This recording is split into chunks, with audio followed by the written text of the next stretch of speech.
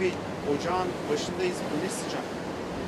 Hep böyle bir Tel Aviv. Hayır, tesadüfen bu hafta geldiniz. Bu güzel günlerin ilki. Bu güzel günlerin 2 haftadır burada güneş ve soğuk, yani bize göre soğuk. Soğuk dediğim akşamları 6-7 derece, gündüzün 10-12 derece. Burasının kışı. Evet. Ama böyle günler çok vardır Ocak, Şubat'ta. Tel Aviv güzelliğinin bir parçası. Evet. Hoş geldiniz. Hoş bulduk. Bundan yıllar önce size gelmiştim. Gazze ile Tel Aviv'in iki şehrin hikayesini yaparken konuşmuştuk. Ve o dönem Türkiye ile İsrail ilişkileri tam böyle buzdolabının içindeydi. Derin dondurucudaydı. Şimdi bu ilişkiler çözülüyor. Siz bir iş adamı olarak hem Türkiye'de hem İsrail'de iş adamlarının ilişkilerini yakından takip ediyorsunuz. Şunu merak ediyorum. Bu 7 yılda ne değişti? Yani ticaret durdu mu? Liderler birbirlerini atıp tutarken, kendi iç kamuoyuna öfkeli mesajlarını verirken iş adamları nasıl etkilendi? İki ülkenin iş ilişkisi nasıl?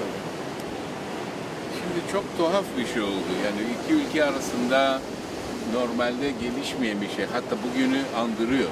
Yani dikkat edersek Türkiye ile İsrail arasındaki politik kriz yalnız politikada kaldı. Türkiye ve İsrail arasındaki ekonomik anlaşmalarına dokunmadı. Hiç dokunmadı. Hiç dokunmadı. Hiçbir değişiklik olmadı. Arttı mı? Ne serbest bölge konusu, ne yani ben diyorum anlaşma olarak, ne vizeler konusu, hiç bunlara dokunulmadı. Yalnız iki ülkenin yöneticileri aralarında karşılıklı konuştular, mesajlar gitti ama ekonomiye bir tesiri olmadı. Bugünkü Rusya Türkiye krizini alırsak tam tersi. Orada elçiler yerinde, her şey yerinde ama ekonomi konuşuluyor. Ekonomideki kriz düşünülüyor. Bu tamamen değişik. Bu neyi gösterir? Bu krizin aşağıdan gelmeyip başka sebeplerden dolayı oluşmuş bir kriz. Bu krizin kötü tarafı neydi? Uzun seneler çözülmeyişidir. Yani evet. Kriz 6 ayda, diyelim bir senede çözülürse politik kriz unutulur, devam edilir. Kriz 4-5 sene sürünce yavaş yavaş aşağıya göre infiltre oluyor. Herkes sanki böyle olması gerekir gibi, bununla yaşamamız gerekir gibi hayatını devam ediyor.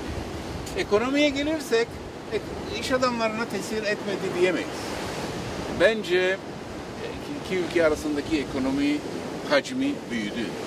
Alış ve verişler devam etti. Kanat ve ihracat bu 5 sene zarfında 2,5 misli büyüdü. 5,5 milyon dolara gelince, milyar dolara gelince Türkiye, İsrail'in 6. en önemli ticaret ettiği ülke oldu. Bu bakımdan memnunuz diyebiliriz. Ama eğer kriz olmasaydı belki bu 7-8 olurdu. Onu bilemeyiz. Şu andaki tablo nedir? Türkiye ile İsrail ilişkisinde nedir bu rakam diyorsunuz? 5,5 milyar dolar mı şu an? İdi, yok. Bu 2014 sonunda idi. Bu sene bir düşüş var. Ama bu düşüş iki ülke arasındaki ne krizden ne ekonomiden kaynaklanır. Bu kriz bilhassa petrol fiyatlarının düşüşten, İsrail'in ihracatının %70'i kimyevi maddeler, gübre maddeleri ve benzin maddeleri olduğu için petrol fiyatı düşünce miktar düşmese bile hacim düşmüş oluyor. İthalatta da öyle düşüşler var ama ciddi değil. Ama bu sene, yani 2015 senesi bu miktara ulaşamayacağız maalesef. Daha düşük olacak ama sebep bu değil. Beni korkutan ve üzen, daha doğrusu bu senelik krizlerin sonucu iki ülkenin arasındaki ticaret hacmi değil. Herkes bu 5 milyarı hatırlatıyor. Önemli bu değil. Uzun vadeli ilişkiler ortaklıklarla olur. Müşterek çalışmalarla olur. Müşterek kurulan şirketler. Çünkü iki ülke ekonomi bakımından birbirlerini tamamladığı için gerek burada, gerek Türkiye'de müşterek kurulacak işler, yapılacak ihracatlar. Çünkü Türkiye'nin ürettiği mal üretebileceğini İsrail üretmez. İsrail'in yapabileceğini Türkiye yapamaz. Dolayısıyla birbirlerini tamamlar. Böyle şirketler Türkiye'de kurulmuş olsaydı İsrail'in gidemeyeceği ülkelere de müşterek satılırdı. Dolayısıyla tamamen birbirlerini tamamlayıcı olan durumlar, müşterek yatırımlar oluşmadı. Beni üzen bu. Şimdi oluşur mu? Siz ne görüyorsunuz? Yeni tablo, yepyeni bir dönem açılıyor anladığımız kadarıyla. Her iki ülkenin liderleri de olumlu mesajlar veriyor. Üstelik de Zürih'te masada ciddi bu işin nasıl çözüleceği, nasıl adımlar atılacağı konuşuluyor. Ne görüyorsunuz ileriye baktığınızda? Şimdi yatırım konusu güvene bağlıdır.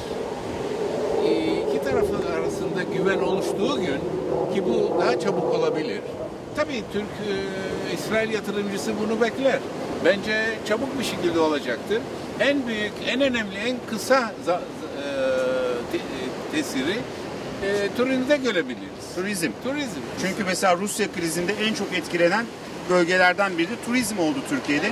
Yıllardır da sanırım İsrail'den bir dönem çok popülerdi Türkiye turizmi ama durdu. Doğru. Bu hareketlenir mi hemen bu yıl sizce mesela? Çok basit. İsrail turizmi Türkiye'ye büyük bir rakam değildir. Yani Rusya gibi 2 milyon kişi değil, 3 milyon değil. Ancak İsrail'den Türkiye'ye gelirse 500 bin kişi gelir, 400 bin kişi gelir. Bu da önemli bir rakam Türkiye için ama 32 milyon turist için de pek önemli sayılmaz. Evet. Ama İsrail için çok önemli bir rakam. Bu rakam iki ülkenin başbakanı derse ki biz masaya oturduk, konuşuyoruz, yakında bunu çözmesini umuyoruz demeleri yeterli. Ertesi gün 100 bin turist Türkiye'ye gelir. Ve bunu demişler gibi görüyorum ben. Ya da tam demediler mi? Daha tam demediler. Daha konuşuyoruz, iş bitecek, hala böyle taleplerimiz var deniyor. Ne şekilde biteceğini ben daha bilmiyorum maalesef. Umutlu musunuz? Tabii ki. Çünkü yeni bir dönem açılıyor mu yani? Onu görüyor musunuz siz? Yeni bir dönem açılıyor. Bu yeni dönemin içeriği ne olacak daha belli. Çünkü politik olarak çözülmesi çok kolay. İki taraf anlaşırsa o etraflı anlaşmanın uygulanması çabuk olur. Önemli olan bu iki ülkenin arasındaki yeni anlaşmanın içerikleri nedir? Çünkü eskisi gibi Türkiye ile İsrail arasında olan ilişkiler, gerek politik, gerek askeri, gerek diğer ilişkiler artık eskisi gibi değil. Onlara yeni bir içerik getirmemiz lazım. Bu yeni içerikler eskisi gibi politik olmazsa da ekonomi bakımından çok yeni içerikler, müşterek projeler konuşulabilir. Yapılacak çok şey var. Gazı bile konuşabiliriz ama gaz 4-5 senelik bir projedir. Yarın sabah hemen gaz satılacak değildir. Bugün karar verirsek 4-5 sene sonra olur. O zamana kadar Türkiye ile İsrail arasında müşterek yapılacak çok iş var. Bu dostluk aynı zamanda Kıbrıs meselesini, Orta Doğu'daki dengeleri de etkiler mi? Bir iş adamı gözüyle baktığınız zaman ne görüyorsunuz? Türkiye ile İsrail'in politik işbirliği, Orta Doğu'nun yumuşaması ve daha dengeli olmasını sağlayabilir. Çünkü iki ülke arasındaki menfaatler müşterek olduğu için ve etrafımız bu çağlayan, bu yersiz olan hareketler Türkiye ile İsrail'in müşterek çalışını görürlerse onlar da ne yapacaklarını daha iyi düşünürler. Çok teşekkür ederim.